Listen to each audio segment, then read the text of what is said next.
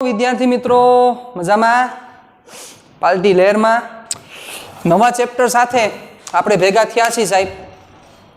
एवुं ताकतवरुं चेप्टर अने जे पायो आपणे बनावता जई रह्या छीए, धीरे धीरे धीरे करता बधुं समजता जाईए छीए।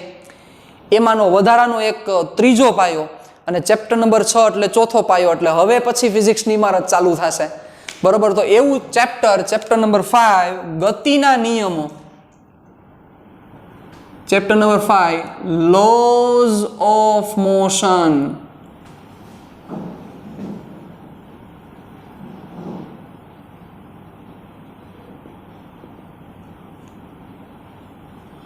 એટલે કે ગતિના નિયમો। ચાલો ચેપ્ટર નંબર 3 અને ચેપ્ટર નંબર 4 માં અત્યાર સુધી આપણે શું કર્યું તો કે મોટા ભાગના સ્ટુડન્ટ છે શું કર્યું છે? યસ, ચેપ્ટર નંબર 3 અને ચેપ્ટર નંબર 4 માં આપણે માત્ર ને માત્ર ગતિ વિશે ચર્ચા કરી છે। માત્ર ને માત્ર ગતિ વિશે કે ગતિ કોને કહેવાય, સ્થાનાંતર શું થાય, વેગ શું થાય, વેગમાં ફેરફાર થાય તો શું થાય, આ બધી આપણે ચર્ચા કરી છે।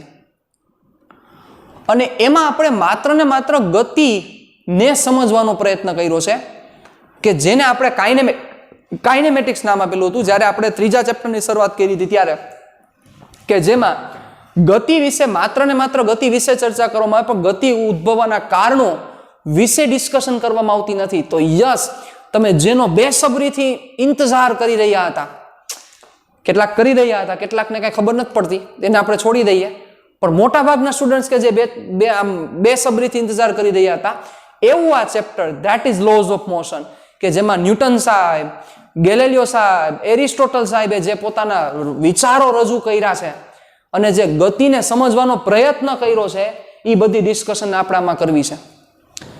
અત્યાર સુધી આપણે એ ચર્ચા કરી કે ગતિમાં ફેરફાર થાય તો શું થાય, ગતિમાં ફેરફાર થાય, વેગમાં બદલાવ આવે તો પ્રવેગ ઉત્પન્ન થાય, શું થાય, એ બધી ચર્ચા કરી। પણ પ્રશ્ન એ છે કે ગતિમાં ફેરફાર કેવી રીતે થાય છે, ગતિમાં ફેરફાર કરવા માટે શું કરવું પડે છે, શું કરીએ ત્યારે ગતિમાં ફેરફાર થાય। હવે શું વર્ડ આવ્યો વચ્ચે? અત્યાર સુધી એવું હતું કે ગતિમાં ફેરફાર થાય તો આ પ્રવેગ ઉત્પન્ન થાય, કે ઓલું થાય, કે ત્રીજું થાય, કે ચોથું થાય। હવે વર્ડ એવો આવે છે કે ગતિમાં ફેરફાર શું કામ થાય છે।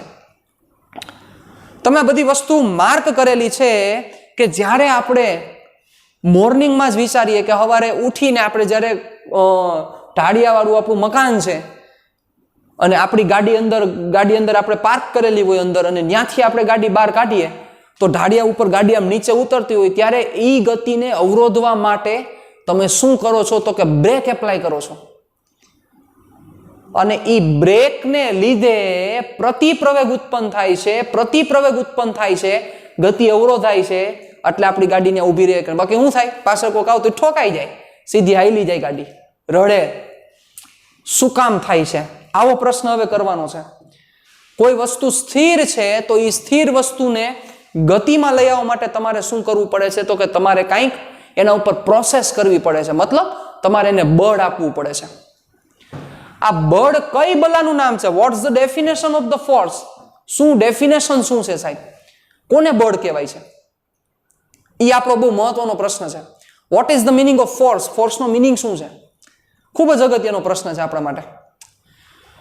તો એ ચર્ચા થઈ આપણે। ચાલો એના પછી ડિસ્કશનમાં લઈએ તો એક ઈ ચર્ચા પછી તો કે કોઈ પદાર્થ સ્થિર છે એમાંથી એને ગતિમાં લઈ આવવો છે, તમારે બળ દેવું પડશે। કોઈ પદાર્થ ગતિમાન છે, ચાલો સમજો મારી વાત। કોઈ પદાર્થ સ્થિર, આપણી કાર છે, આપણે બાઇક છે, સ્થિર છે, એ 0 મીટર પર સેકન્ડની સ્પીડથી જઈ રહ્યું છે, એટલે કે સ્થિર છે। હવે ત્યાંથી મારે એને ગતિમાં લઈ આવવો છે સાહેબ, ગતિમાં લઈ આવવો છે એટલે કે 0 થી મારે એને 40 મીટર પર સેકન્ડ સુધી લઈ જવો છે। તો મતલબ વેગમાં ફેરફાર થાય છે, પ્રવેગ ઉત્પન્ન થાય છે, પ્રવેગ પ્રેઝન્ટ છે। એનો મતલબ પ્રવેગ પ્રેઝન્ટ છે, એનો મતલબ કે પ્રવેગ પ્રેઝન્ટ છે, એનો મતલબ ગતિમાં ફેરફાર થાય છે સાહેબ। તો એનો ઓબ્વિયસ છે કે આ લઈ આવવા માટે તમારે શું દેવું પડ્યું હશે, કંઈક બળ દેવું પડ્યું હશે. બળની વ્યાખ્યા તમને કંઈ ખબર નથી, પણ બળ દેવું પડ્યું હશે એવું સમજી શકીએ. ચાલો પછી નંબર 2, તો કે તમારી કોઈ ગાડી, કોઈ સ્પીડ છે, કોઈ ગતિ ચાલુ છે, એમાંથી ગતિમાં મારે વધારો કરવો હોય કે એ સ્પીડ મારે વધારીને 80 મીટર પર સેકન્ડ કરવી હોય તો પાછો પ્રવેગ ઉત્પન્ન થશે, વળી પાછું મારે બળ એપ્લાય કરવું પડશે સાહેબ. એના માટે પાછું મારે બળ દેવું પડશે, બળ વગર પાછું પોસિબિલિટીઝ નથી. નંબર 3, આ જ વેગ મારે ઘટાડવો હશે 80 મીટર પર સેકન્ડની સ્પીડથી મારે ઘટાડીને એને 40 લઈ આવવો પડશે, તો આના માટે વળી પાછો પ્રવેગ ઉત્પન્ન થશે, મારે આના માટે પાછું બળ એપ્લાય કરવું પડશે. અને 40 મીટર પર સેકન્ડથી મારે 0ની સ્પીડે લઈ આવવો હશે, 40 મીટર પર સેકન્ડની સ્પીડથી મારે 0ની સ્પીડે લઈ આવવો હશે, તો વળી પાછું પ્રવેગ ઉત્પન્ન થશે, મારે બળ એપ્લાય કરવું પડશે. જો બળ એપ્લાય ન થાય તો થઈ શકશે નહીં. મતલબ કે આ કેસમાં પ્રવેગ ઉત્પન્ન થાય તો કે પ્રવેગ ઉત્પન્ન થાય, પ્રવેગ ઉત્પન્ન થાય, પ્રવેગ ઉત્પન્ન થાય, પ્રવેગ ઉત્પન્ન થાય. મતલબ ચારેય કેસમાં પ્રવેગ ઉત્પન્ન થાય છે. મતલબ કે ગતિમાં ફેરફાર કરવા માટે તમારે બળ આપવું પડે, ગતિમાં ફેરફાર એમનેમ થતો નથી સાહેબ. તમે જ્યારે બળ આપો છો ત્યારે ગતિમાં ફેરફાર થાય છે. કોઈ વસ્તુ છે એ વસ્તુને તમારે ગતિમાં લઈ આવવી, સપોઝ રેકડી છે અથવા કોઈ વસ્તુ છે, એ વસ્તુને તમે જ્યારે ગતિમાં લઈ ત્યારે તમે શું કરો છો તો કે ધક્કો મારો છો. કોઈ બોલ છે, આ બોલને તમારે ઉપર તરફ ફેંકવો હોય ત્યારે તમારીની સાથે બોલ સાથે તમે કોન્ટેક્ટમાં આવશો. કોઈ ફૂટબોલનો દડો છે, એ ફૂટબોલના દડાને ગતિમાં લાવ્યો ત્યારે તમે એને કિક મારો છો સાહેબ. તો એનો મતલબ કે ગતિમાં લઈ આવવા માટે તમારે એના ઉપર શું એપ્લાય કરવું પડે છે તો કે બળ એપ્લાય કરવું જ પડે છે. મતલબ કે જ્યાં પણ પ્રવેગ પ્રેઝન્ટ છે, જ્યાં પણ પ્રવેગ પ્રેઝન્ટ છે કે ત્યાં તમારે બળ એપ્લાય કરવું પડે છે. એનો મતલબ પ્રવેગ અને બળ એકબીજાની સાથે છે. આનો મતલબ કે બળ અને પ્રવેગ સાથે કંઈક સંબંધ હોવો જોઈએ, બળને પ્રવેગ સાથે કંઈક રિલેશન હોવો જોઈએ.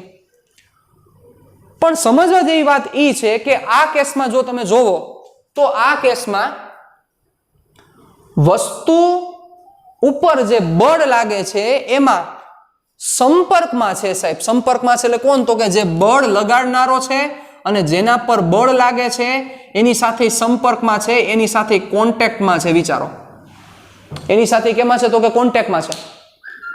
જ્યારે કોઈ બેટ્સમેન છે, અત્યારે આઈપીએલ ચાલી રહ્યો છે, જ્યારે કોઈ બેટ્સમેન છે એ બેટ્સમેન કોઈ બોલને ફટકારે, બોલ અથડાય અને ફટકારે, તો ત્યારે પણ શું છે તો કે ત્યારે પણ એ કોન્ટેક્ટ છે. કોન્ટેક્ટ એટલે સંપર્ક છે.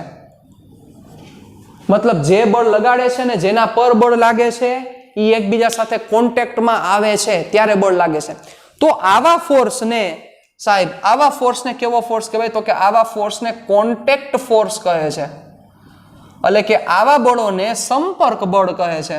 સંપર્ક બળ કોને કહેવાય તો કે જેમાં વસ્તુ અને એક વસ્તુ અને જે બળ લગાડનાર છે એક બીજો વ્યક્તિ, એ જ્યારે સંપર્કમાં હોય ત્યારે જે બળ લાગે છે એવા બળોને સંપર્ક બળ કહેવાય. That is contact force. આપણે દરવાજો ઓપન કરીએ છીએ, કોન્ટેક્ટ ફોર્સ છે. આપણે કોઈ વસ્તુ એક જગ્યાએથી બીજી જગ્યાએ મૂકીએ છીએ, કોન્ટેક્ટ ફોર્સ છે. આપણે બેગ ટીંગાડીને જઈએ છીએ, કોન્ટેક્ટ ફોર્સ છે. એનો મતલબ આપણે એવું વિચારીએ છીએ કે ઓબ્વિયસ છે કોઈ પણ પ્રકારનું બળ લગાડવા માટે એકાદો કોન્ટેક્ટ હોવો જરૂરી છે. નહીં, એવું પણ નથી સાહેબ.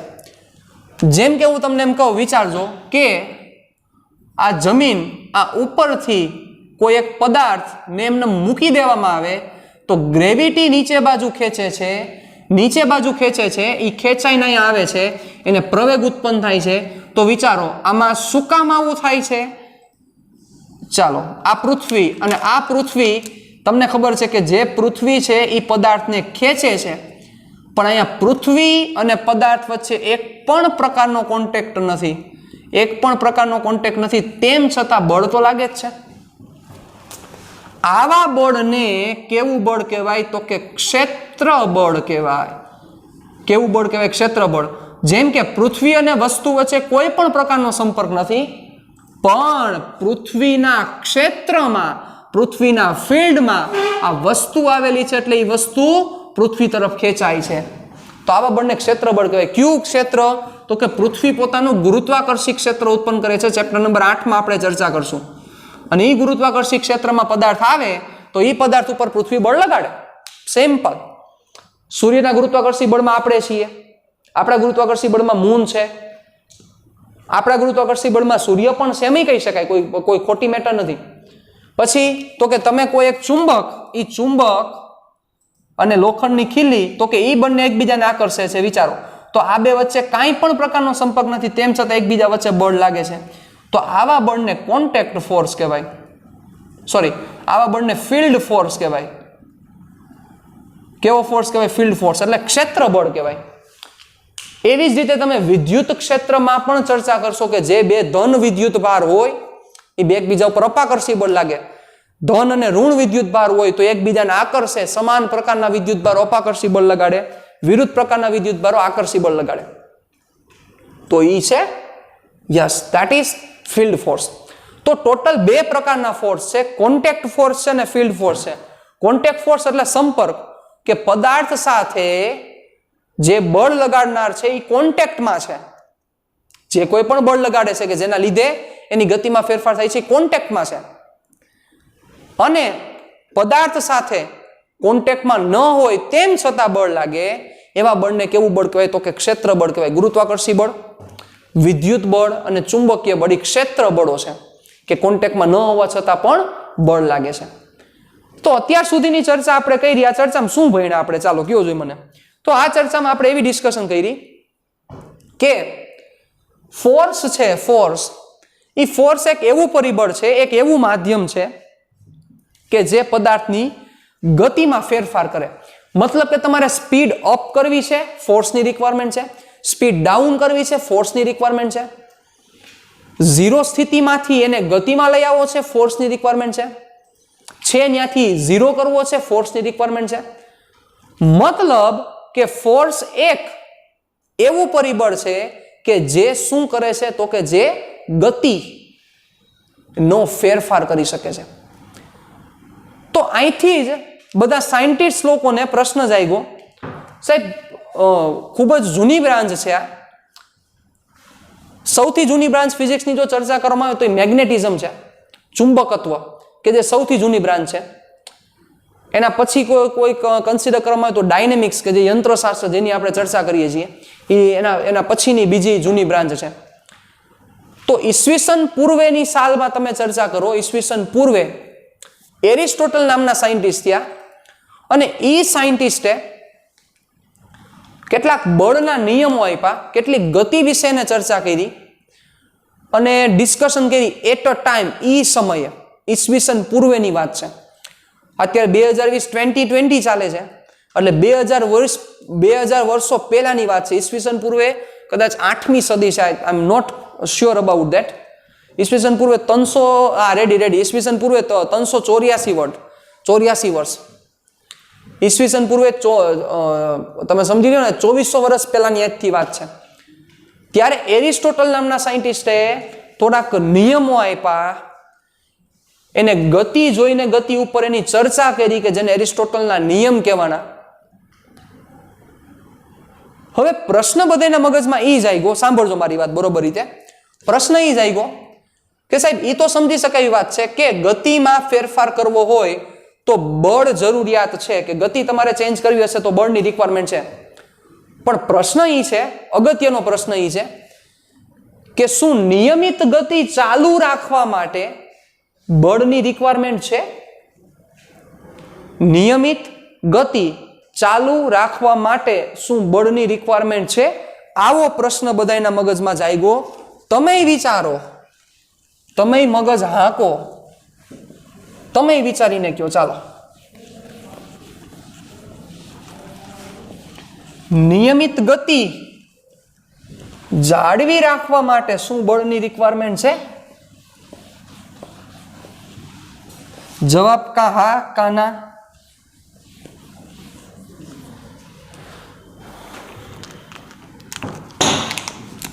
પ્રશ્ન છે, નિયમિત ગતિ જાળવી રાખવા માટે બળ જરૂરી છે? આવો પ્રશ્ન છે. મતલબ આ કોના જેવી વાત છે? પહેલા તો એ ક્લિયર થઈ ગયું ને તમને કે બળ હશે તો શું થશે? ગતિમાં ફેરફાર થશે, મતલબ વેગ ચેન્જ થશે બળ હશે તો. આ તમને પરફેક્ટ ક્લિયર. રેડી? ચાલો. નિયમિત ગતિ જાળવી રાખવા માટે બળની જરૂરિયાત છે તો એના માટે આપણે એક નાનકડું એક એક્ઝામ્પલ લઈએ. જેમ કે જે એરિસ્ટોટલે એક્ઝામ્પલ લીધું કે કોઈ એક સાયકલ છે અથવા કોઈ એક વાહન છે. આ વાહન, સાંભળજો મારી વાત, 10 મીટર પર સેકન્ડની સ્પીડથી જાય છે. એટલે આપણે પેન્ડલ મારી દીધા, પેન્ડલ દોર્યા નથી પણ મારી દેવાના, તોય 10 મીટર પર સેકન્ડની સ્પીડથી જાય છે. હવે મુદ્દો એ છે, પેન્ડલ મારીને તમે 10 મીટર પર સેકન્ડ કરી નાખ્યા. હવે જેવું 10 મીટર પર સેકન્ડ થઈ જાય એટલે તમે પેન્ડલ મારવાનું બંધ કરી દો. પેન્ડલ મારવાનું બંધ કરી દો તો શું થશે? 10 માંથી સ્પીડ ઘટીને 9, 9 માંથી 8, 8 માંથી 7, 7 માંથી 6, 6 માંથી 5. મારો પ્રશ્ન સાંભળજો, તમારે શું કરવું છે? આ નિયમિત ગતિ જાળવી રાખવી છે. તો નિયમિત ગતિ જાળવી રાખવા માટે શું બાહ્ય બળની જરૂરિયાત છે? કેવું બળ? બાહ્ય બળ. ચાલો વધારે સારો શબ્દ વાપરું છું, બાહ્ય બળ, એક્સટર્નલ ફોર્સ.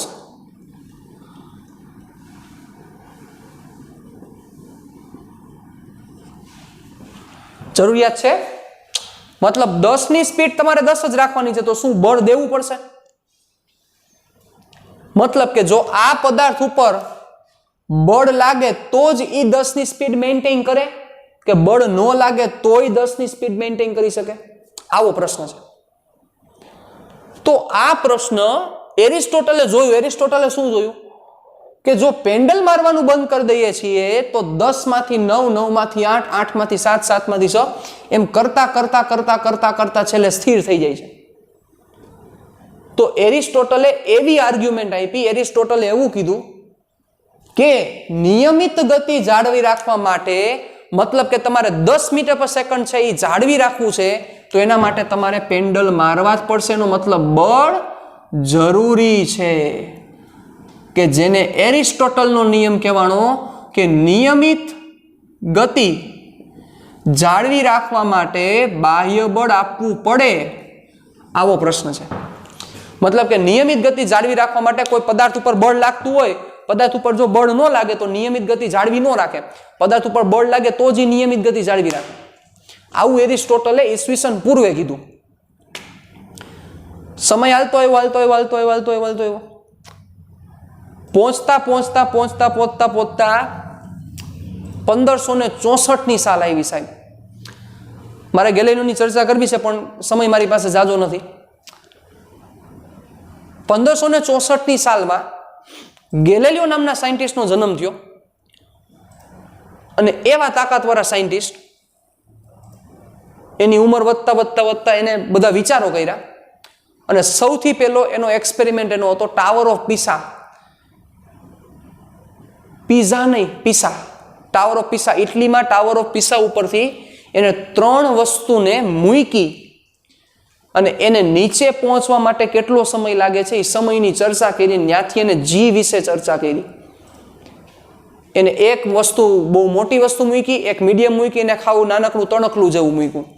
નીચે પહોંચતા એને કેટલો સમય લાગે છે જોયું.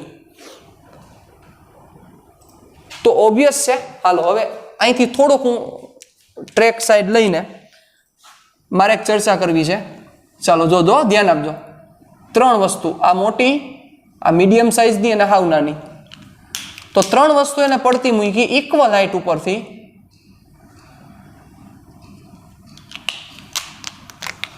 તો આને પહોંચતા કેટલો સમય લાગશે? સપોઝ આ પહેલી વસ્તુ છે, આ બીજી છે ને આ ત્રીજી છે. પહેલી વસ્તુને પહોંચવા માટે લાગતો સમય T1, બીજી વસ્તુને પહોંચવા માટે લાગતો સમય T2 અને ત્રીજી વસ્તુને પહોંચવા માટે લાગતો સમય T3. એટલે તમે કહેશો સિમ્પલ કે સર T1 સૌથી ઓછો, એના કરતાં વધારે T2 થાય, એના કરતાં વધારે T3 થાય. મતલબ T3 જે સૌથી નાનકડું છે એટલે કે પીછું છે એ પીછાને નીચે પહોંચતા સમય સૌથી વધારે લાગશે આવું માનવામાં આવ્યું.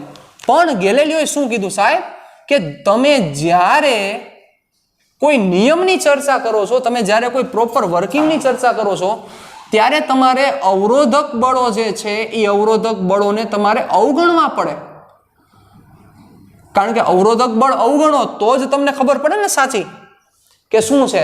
હવે તમે એમ કહેશો કે સર અહીંથી અહીંયા પહોંચવા માટે લાગતો સમય ત્રણેય માટે ડિફરન્ટ છે, પણ એકચ્યુઅલમાં આપણને તો ખબર જ છે T = √2h/g. હવે તમે ક્યાં સંદર્ભે કહેતા હતા કે આનો ઓછો સમય લાગશે? તમે એ સંદર્ભે કહેતા હતા કે આનું દળ વધારે છે, આનું દળ એના કરતા ઓછું છે, પીછાનું દળ સૌથી ઓછું. એટલે સાહેબ એ તો હવામાં જ રહે. બચાવ એ રહેવાનું શું કારણ છે? એનું રહેવાનું કારણ છે હવામાંનું અવરોધક બળ. હવામાં જે અવરોધક બળ લાગે છે એ અવરોધક બળને કારણે આ વસ્તુ બને છે. તો આપણને પ્રશ્ન એવો લાગતો હતો કે શું કામ આને સમય ઓછો લાગે? ચાલો એ વિચારો જોઈએ. તમે એટલે કહેતા હતા કે સાહેબ આનું દળ વધારે છે, આનું એના કરતા ઓછું છે, આનું એના કરતાંય ઓછું છે, એટલે આ તો હવામાં તરતો હોય ને. પણ આપણે જે ભણ્યા એ મુજબ તો શું આવે છે? T = √2h/g. હવે આમાં ક્યાંય દળ સામેલ છે? આમાં દળ ક્યાંય આવ્યું નહીં. આમાં દળ ક્યાંય એન્ટર નથી થયેલું. વિચારો, આમાં તો ક્યાંય દળ છે જ નહીં. તો કેવી રીતે પોસિબલ છે? મતલબ જે ગેલેલિયોએ કીધું કે જ્યારે તમે કોઈ નિયમોની ચર્ચા કરો છો ત્યારે તમે સિસ્ટમને ક્લીન રાખો, એટલે કે અવરોધક બળને અવગણો. અવરોધક બળને જો અવગણવામાં આવશે તો જ તમે એને વ્યવસ્થિત ચર્ચા કરી શકો. જેમ કે આ જે પીછું છે, આ પીછું નીચે નથી આવી શકતું, એનું કારણ કોણ છે? હવાનો અવરોધ એને નડે છે, તો હવાનો અવરોધ કાઢી નાખો. તમે જે બધા અવરોધક બળ તમને આવે છે બધા અવરોધક બળ તમે કાઢી નાખો, અને અવરોધક બળ કાઢીને પછી તમે ચર્ચા કરો જોઈએ. તો વિચારો જોઈએ, અવરોધક બળ બધાય કાઢી નાખ્યા તો બચાવ આને પણ એટલો જ સમય લાગે, આને પણ એટલો સમય લાગે, આને પણ એટલો સમય લાગે. એટલે ગેલેલિયો એ શીખવ્યું કે જ્યારે તમે કોઈ કુદરતના નિયમોની ચર્ચા કરો છો તો એ નિયમોની ચર્ચા કરતી વખતે તમે એને આદર્શ પરિસ્થિતિએ લઈ જાઓ. આદર્શ પરિસ્થિતિ મતલબ કે આ બધા અવરોધક બળો ન હોય, એકે પ્રકારની એના ઉપર કોઈ હળીહંસા ન થતા હોય, ત્યારે શું થાય છે એ પરિસ્થિતિએ લઈને તમે ડિસ્કશન કરો અને પછી તમે ફાઇન્ડ કરો તો તમને ખ્યાલ આવે કે શું થાય. હવે એ જ વસ્તુ તમે અહીંયા વિચારો. મારો પ્રશ્ન હવે સાંભળજો, તમને એમ લાગશે કે સાહેબ અમે સાચા હતા. મારો પ્રશ્ન હતો કે શું કોઈ પદાર્થનો વેગ મેન્ટેન કરવા માટે, નિયમિત ગતિ જાળવી રાખવા માટે શું બળની જરૂરિયાત છે? તો તમે એ વિચારો, સાંભળો કે 10 મીટર/સેકન્ડ માંથી 9 મીટર/સેકન્ડ નો જે સમય થયો, મતલબ કે 10 મીટર/સેકન્ડ માંથી 9 મીટર/સેકન્ડ નો જે વેગ થયો, એ વેગ થવા પાછળનું કારણ કોણ છે? એ વેગ થવા પાછળનું કારણ કોણ છે? કોના લીધે ઘટ્યો? ચાલો મને કોઈ કહેશે શું કામ ઘટ્યો? તમે પેન્ડલ મારવાનું બંધ કરી, કેટલાક એમ કહેશે કે પેન્ડલ મારવાનું બંધ કરી દીધું એટલે ઘટ્યો. નહીં, યુ આર રોંગ. પેન્ડલ મારવાનું બંધ કર્યું એટલે નથી ઘટ્યો. 10 માંથી 9 થવાનું કારણ છે સાહેબ આ રસ્તાનું ઘર્ષણ બળ. આ ઘર્ષણ બળને લીધે આ 10 માંથી 9 થયો છે, કે 9 માંથી 8 અને 8 માંથી 7 થયો છે. વિચારો, અને આ ઘર્ષણ બળ પ્રેઝન્ટ છે એના લીધે આની સ્પીડ ઘટી છે. તો તમે તો હમણાં એમ કહેતા હતા કે એકેય પ્રકારનું બળ લાગતું નથી. ક્યારે તમે એમ કહેતા હતા? તમે કહેતા હતા કે જ્યારે આપણે પેન્ડલ મારવાનું બંધ કર્યું ત્યારે તો આપણે એમ કહેતા હતા કે એકેય પ્રકારનું બળ લાગતું નથી. એ તો તમે બળ લગાડવાનું બંધ કર્યું, પણ અહીંયા ઘર્ષણ બળ તો પ્રેઝન્ટ જ છે સાહેબ. તો શું હવે હું આવો વર્ડ યુઝ કરું તો એ કન્વિનિયન્ટ છે કે આ વસ્તુને ગતિમાં રાખવા માટે બળ જોઈએ જ? નહીં, કન્વિનિયન્ટ નથી. શું કામ કન્વિનિયન્ટ નથી? કારણ કે ઘર્ષણ બળ છે. તો એ તો તમે વિચારો જોઈએ કે તમે આ જ વસ્તુને તમે કાદવ કીચડમાં આખો તોય જુદો આન્સર આવે ગતિમાં રાખવા માટે. આ જ વસ્તુને તમે સિમેન્ટના રોડ ઉપર આપો તોય આન્સર જુદો આવે, ડામરના રોડ ઉપર આપો તોય આન્સર જુદો આવે. સાહેબ એક જ ઓબ્જેક્ટને એક જ વેગ દેવા માટે શું જુદા જુદા બળ થોડા જરૂરી હોય? ઓબ્વિયસ છે 10 મીટર પર સેકન્ડની સ્પીડથી તમારે એને કાદવમાં આંકવી હોય તો વધારે બળ દેવું પડે. Common sense. તો હવે એક જ ઓબ્જેક્ટ છે એટલે એક જ વસ્તુ છે, એ વસ્તુને તમારે ગતિમાં રાખવી છે, 3 જુદી જુદી પરિસ્થિતિમાં ગતિમાં રાખવી છે, તો શું તમારે જુદા જુદા બળ દેવા પડે? હરખા જ દેવા પડવા જોઈએ. તો તમે વિચારો આવા કેટલા રસ્તા થાય? તો રસ્તે રસ્તે નિયમ બદલે ને. તમારે એમ કેવું પડે ને કે જો અહીંયા યુનિવર્સિટી રોડ ઉપરથી 10 મીટર પર સેકન્ડ મેન્ટેન કરવા માટે 5 ન્યૂટનની જરૂરિયાત છે. કાલાવડ રોડ ઉપરથી 10 મીટર પર સેકન્ડ મેન્ટેન કરવા માટે આટલાની જરૂરિયાત છે. વળી આજનો જ કાલાવડ રોડ કાલે એટલો ઈ કાલાવડ રોડ ન હોય. શું કામ? તો કે થોડા ખાડા ખબડા પડી ગયા હોય, વિથ રિસ્પેક્ટ ટુ ટાઈમ એમાં ચેન્જ થયો હોય, તો કન્ટિન્યુઅસલી ચેન્જ થાય. તો આ નિયમ જ ન બની શકે, આવો નિયમ જ શક્ય નથી. રોડે બળની કિંમત બદલે એવી પોસિબિલિટીઝ કેમ છે? તો તમે નિયમ કેમ બનાવો? કેવી રીતે તમે ફાઇન્ડ આઉટ કરો? મતલબ મારો કહેવાનો એ છે સાહેબ કે જ્યારે તમે એમ કહો છો કે બળ નથી લાગતું, there is no force applied on this object, એનો મીનિંગ એવો છે એકેય પ્રકારના બળ ન લાગવા જોઈએ. કાઢ નાખો અહીંથી ઘર્ષણ નીકળી ગયું, ચાલો ઘર્ષણ નીકળી જાય, તમે પેન્ડલ મારવાનું બંધ કરી દો અને ઘર્ષણ પ્રેઝન્ટ નથી, તો હવે મને વિચારીને કયો શું 10 માંથી 9 થાય? વિચારો. કારણ કે તમે ઈ વિચારો કે સાહેબ વેગમાં ફેરફાર કરવા માટે પ્રવેગ હોવો જરૂરી છે, અને પ્રવેગ ક્યારે હોય? જો બળ લાગે છે તો પ્રવેગ હશે. મતલબ કે 10 માંથી 9 થયું તો ત્યારે જ તમને વિચાર આવવો જોઈએ કે સાહેબ તમે એમ કહેતા હતા કે બળ લગાડતા નથી, તો આ 10 માંથી 9 છે એનો મતલબ પ્રવેગ છે, પ્રતિપ્રવેગ છે મતલબ પ્રતિપ્રવેગ છે, મતલબ એકાદું બળ લાગે છે. ક્યું બળ લાગે છે? બળ ક્યું લાગે છે એવો પ્રશ્ન થવો જોઈએ તરત તમને. ઈ બળ છે, ઈ બળ અહીંયા ઘર્ષણ બળ લાગ્યું. જો તમે એમ કહો છો કે એકેય પ્રકારનો ફોર્સ નથી લાગતો, તો એનું મિનિંગ એકેય પ્રકારનો ફોર્સ ન લાગવો જોઈએ. તો આ 10 માંથી 9 નો થાય, 9 માંથી 8 નો થાય, 8 માંથી 7 નો થાય. ઈ સસ્ટેઇન કરવું પડે સાહેબ, મેન્ટેન કરવું પડે. આના માટે હવે વિચારી લ્યો કે આને તમે 10 સુધી લઈ આવ્યા અને બરફના ચોસલા ઉપર આ સાયકલ આવી ગઈ ને ઘર્ષણ બળ 0 થઈ ગયું. વિચારો હવે સાયકલ ઊભી રહી શકશે? બળ એપ્લાય નહીં કરવાનું, એક પ્રકારનું બળ કઈ દેવાનું જ નથી તમારે. વિચારી લો, પોસિબિલિટી છે? તો કે એનો વેગ ઈ નહીં મેન્ટેન થાય. એટલે સાહેબ મતલબ એવો થયો કે નિયમિત ગતિ જાળવી રાખવા માટે એક પણ પ્રકારના બાહ્ય બળની જરૂરિયાત નથી. નિયમિત ગતિ જાળવી રાખવા માટે બાહ્ય બળ જરૂરિયાત નથી. તમે એવો રસ્તો લઈ લ્યો સાહેબ, તમે વિચારી લ્યો તમારી ગતિમાં, તમારી સાયકલ ગતિમાં આવી જાય, 10 મીટર પર સેકન્ડની સ્પીડથી સાયકલ ગતિમાં આવી જાય, પછી તમે સાયકલ એવા રસ્તા ઉપર લઈ જાઓ કે જ્યાં ઘર્ષણ બળ પ્રેઝન્ટ નથી, એવા રસ્તા ઉપર લઈ જાઓ અને પેન્ડલ મારવાનું બંધ કરો સાહેબ, તમને કયો ને હું લખ દઉં, તમારી સાયકલ હાલે છે, કાંઈ ફેર ન પડે. ઈ 2 નંબરની વાત છે, ઊભી ન રહે ક્યાંય. કારણ કે ઘર્ષણ ન હોય તો બ્રેક લાગે ને, સમજી શકો છો તમે. પણ તમારી સાયકલ હાલે છે, પેન્ડલ નહીં મારવાનું, તમારે પેન્ડલ મારવાની જરૂરિયાત જ નથી, તમારી સાયકલ હાલે. આ વસ્તુ સમજવા જેવી છે. તો હવે તમને પ્રશ્ન થતો હોય કે સાહેબ તો આપણે અહીંયા બળ લગાડતા હતા? નહીં સાહેબ, ઈ બાહ્ય બળ 0 જ હતું. તમને નહીં લાગતું, એમને નહીં સમજાણું હજી. રાખવા માટે જરૂરી બળ નહીં, ચોખ્ખું બાહ્ય બળ 0 છે સાહેબ. કેવી ગતિ જાળવી રાખવા માટે? નિયમિત ગતિ મેન્ટેન કરવા માટે એકેય પ્રકારનું બાહ્ય બળ જરૂર નથી, ચોખ્ખું બાહ્ય બળ 0 થાય સાહેબ. તો અહીંયા જે 10 મીટર પર સેકન્ડ જાળવી રાખવા માટે તમે જે બળ એપ્લાય કરતા હતા એ શું કરતા હતા? તો કે 10 મીટર જાળવી રાખવા માટે તમે જોયું કે આ ઘર્ષણે શું કર્યું? તો કે આ ઘર્ષણ, ધારો કે બળનો એકમ તમને ખબર છે એટલે હું યુઝ કરીશ, 5 ન્યૂટન વાપરું. વિચારજો, આ ઘર્ષણે 5 ન્યૂટન બળ વાપરે છે, તો 10 મીટર પર સેકન્ડ મેન્ટેન કરવું હશે તો તમારે એક્ઝેક્ટ 5 ન્યૂટન આગળ દેવું પડશે. વિચારી લો, 5 ને 5 0. વિચારજો, વ્યવસ્થિત રીતે વિચારજો. તો 5 ને 5 0, તો 10 મેન્ટેન થાય. જો 5 થી વધારે દો 6, તો એનો મતલબ 1 ન્યૂટન, પરિણામી બળ કેટલું થયું? 1 ન્યૂટન. ચોખ્ખું બળ, ચોખ્ખું બળ એનો મતલબ નેટ ફોર્સ, મતલબ પરિણામી બળ.